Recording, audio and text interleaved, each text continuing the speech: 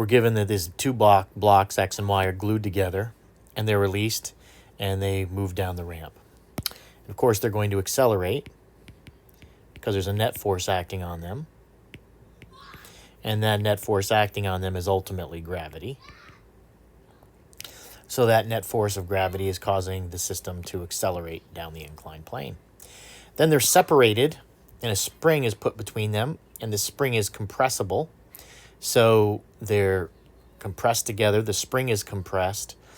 The block system is released, and there's an explosion that occurs.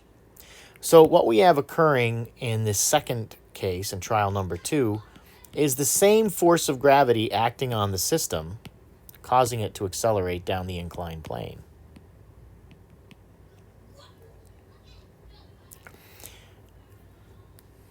We're asked if the net force on the two-block system the same or different between trial 1 and trial 2.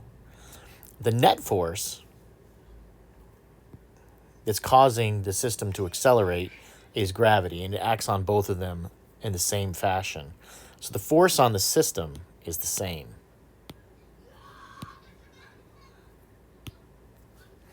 So the next question is, what happens with Y? Is the net force on Y the same?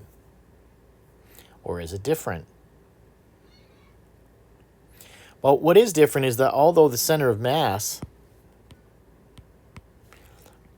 is still going to accelerate downward in the same fashion, we have the secondary effects of the spring causing this one to accelerate more slowly and for X to accelerate more quickly, for the X1 to accelerate more quickly. But the result is the same in terms of the system, but Y is actually going to have a different acceleration.